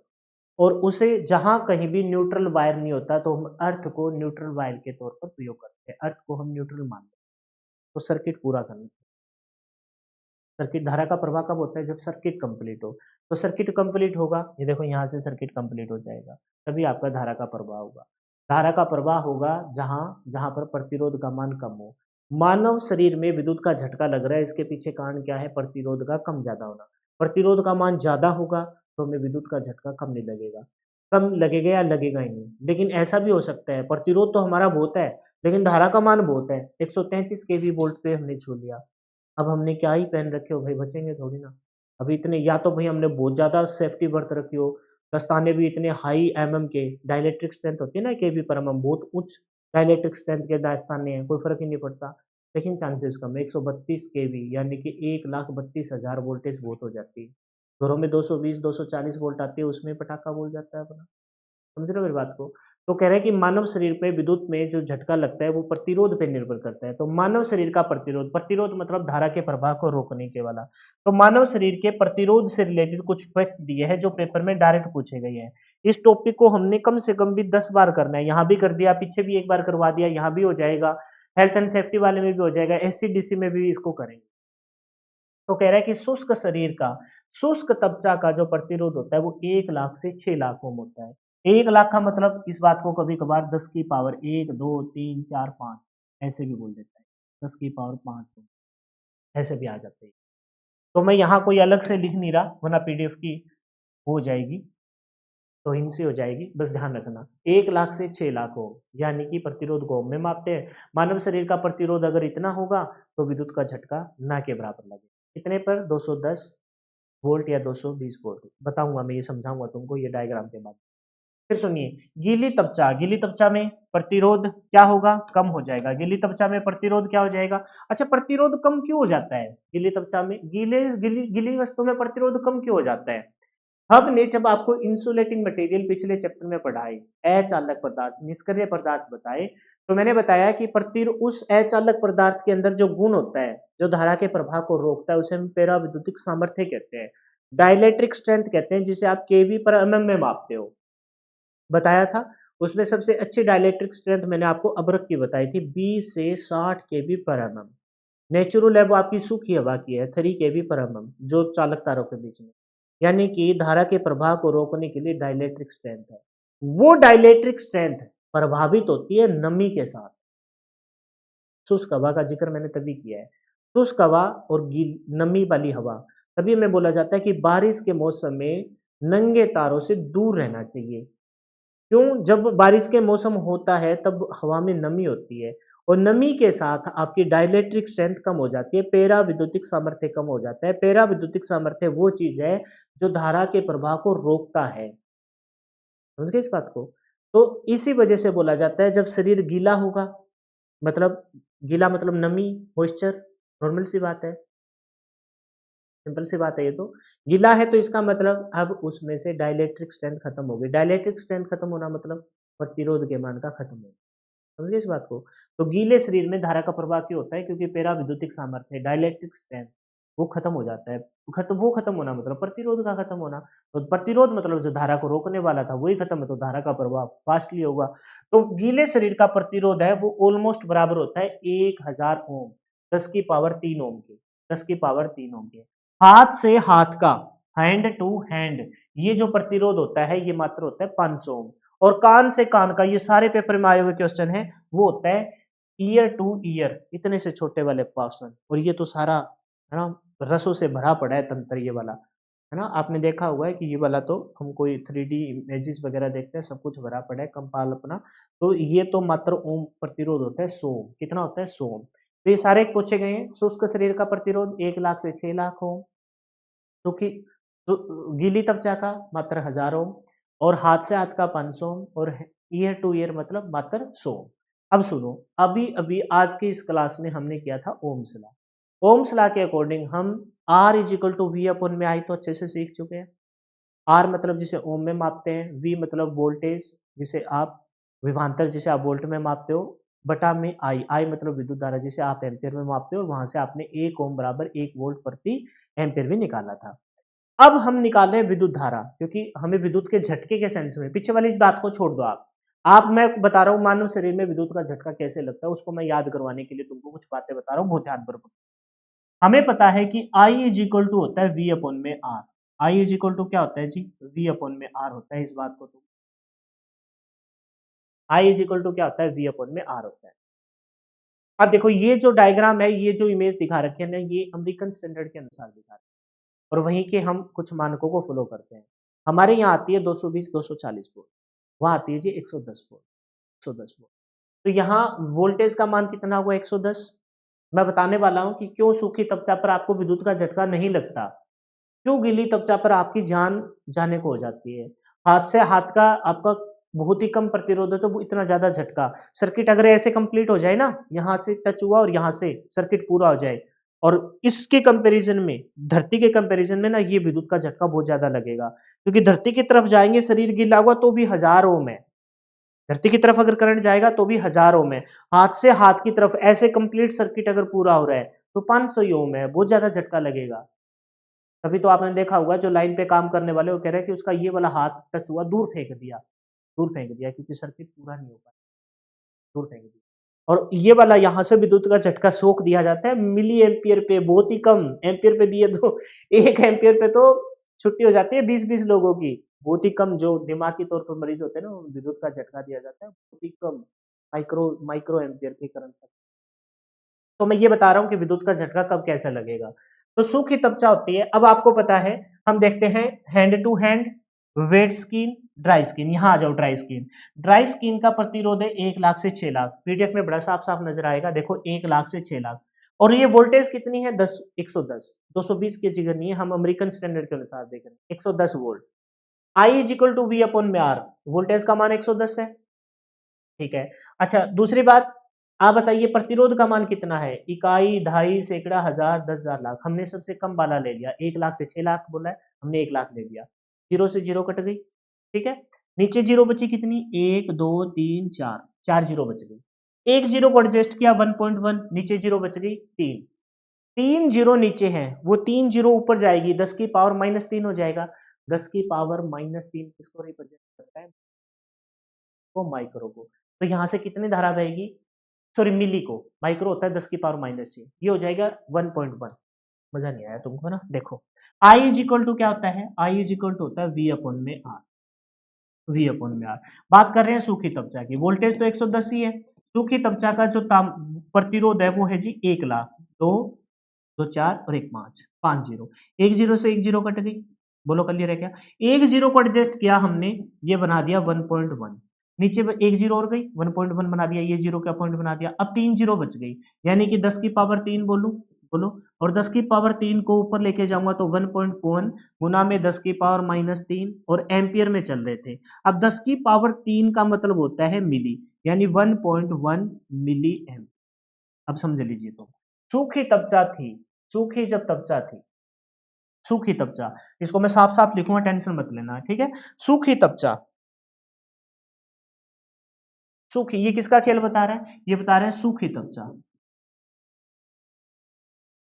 सूखी तपचा का खेल बताया। बाद में मैं इसको साफ साफ लिख दूंगा, तुमको पीडीएफ में पढ़ने में दिक्कत नहीं आएगी।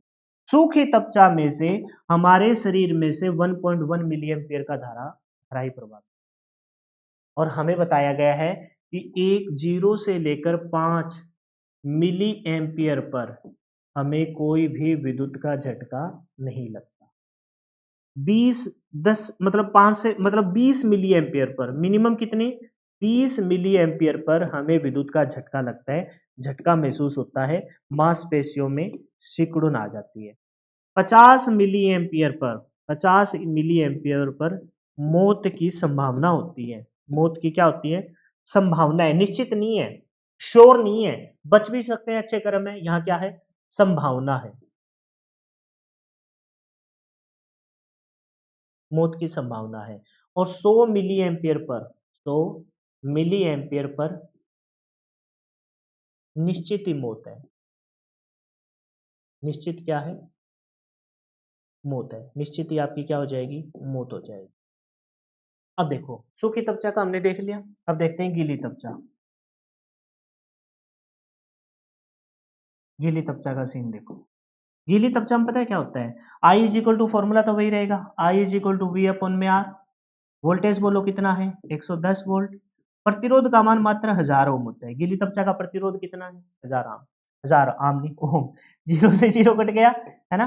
जीरो से जीरो कट गया। अब बताइए 110। अच्छा, जीरो से जीरो मत काटो आप एक काम करो, ये नीचे क्या है? 10 की पावर 3 है, 110 बटा में 10 की पावर 3, इसको ऊपर ले जाओ, इसको ऊपर ले जाओ। 110 गुना में 10 की पावर -3, 10 की पावर -3 मतलब 110 मिली एम्पियर। अब एक बात बताओ, 110 मिली एम्पियर, जबकि वो कह रहा था कि 100 मिली एम्पियर पर तो निश्चित ही मौत है। 100 मिली एम्पियर पर निश्चित ही मौत है। अब बताओ क्यों गिल्ली त्वचा के साथ हमें टच नहीं करना चाहिए? ये रिलेशन है, क्योंकि प्रतिरोध का मान मात्र 1000 ओम है। इसका मतलब शरीर में से तो 110 मिली एम्पीयर की धारा प्रभावित हो जाएगी, इसका मतलब निश्चित मौत है। 50 मिली एम्पीयर भी संभावना हो जाती है। इसी वजह से आपको यहाँ बताया गया है कि जब सूखी त्वचा होती है तो धारा का मान 1.1 मिली एम्पीयर ही प्रभावित होगा, पता ही नहीं लगेगा। मोबाइल के चार्जर को जीभ से टच करते हैं, उसमें 5 मिली एम्पीयर होता है, तब पता लगता है झंझनाहट सी हो रही है। गीली त्वचा का प्रतिरोध 1000 ओम है, तो 110 मिली एम्पीयर की धारा प्रभावित हो जाएगी, 100 मिली एम्पीयर पर निश्चित मौत। कर्म के काम अच्छे हो ना तो वहाँ भी बच जाता है बंदा। हैंड टू हैंड में 220 मिली एम्पीयर की धारा प्रभावित हो जाएगी, कोई नहीं बचा पाएगा। कान टू कान में पटाखा बोलते देर नहीं लगेगी, 1.1 एम्पीयर। 1 एम्पीयर धारा 20 वयस्क की मौत का कारण बन जाती है। ये पेपर में आया हुआ क्वेश्चन तो नहीं है लेकिन इंपॉर्टेंट है। 1 एम्पीयर, क्योंकि 1 एम्पीयर में 1000 मिली एम्पीयर होते हैं। अगले पेज पे लिख दूंगा ये बात। ये बात सारी समझ में आ गई आपको? ये बात समझ में आ गया? ये प्रतिरोध से रिलेटेड था, इस वजह से अच्छे से यहाँ आगे चलते हैं। नेक्स्ट है जी रजिस्टर। अब बात करते हैं उस पदार्थ के टुकड़े की। अभी तक तो हमने किसका जिक्र किया था? मेरे ख्याल से 16 घंटे का टाइम हो गया, इतनी हम क्लास रखेंगे।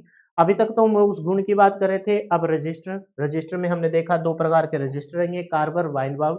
कार्बन, फिर कार्बन में 2 कैटेगरी, नियत मान का, फिर परिवर्तित मान का, है ना? फिर आपके वायर बाउंड की तरफ आएंगे। वायर बाउंड की तरफ आएंगे तो फिर से आपको 2 दिखाई देंगे, नियमित मान का और परिवर्तित मान का। तो कहने का मतलब जिस प्रकार से आज की क्लास में तुमने याद करवाने की मेरी पूरी कोशिश रही थी, उसी प्रकार से आपको सारी चीज आपके फैक्ट के साथ कवर करवा दी जाएगी। अब जो बच्चा ये डेमो के तौर पर थी, बीच बीच में 1-2 क्लास और डालता रहूंगा, लेकिन सिलेबस वहीं से ही पढ़े। फाउंडेशन बैच है, मात्र 499 आ जाइए और अच्छे से फिलहाल के लिए इतना ही। जय हिंद, जय भारत। मिलते हैं नेक्स्ट वीडियो में। Bye bye, take care, wish you all the best for your upcoming exam. और क्लास कैसी थी, आपकी राय बहुत मायने रखती है। स्लो फास्ट कोई भी बात हो आप हमसे शेयर कर सकते हो। आने वाले समय पे डेफिनेटली उस पर वर्क करके उसमें इम्प्रूव किया जाएगा। वीडियो पसंद आई है तो कमेंट कीजिए, लाइक कीजिए और अपने उन दोस्तों के साथ शेयर कीजिए जो इलेक्ट्रिशियन थियरी के सिलेबस को कवर करना। Bye bye.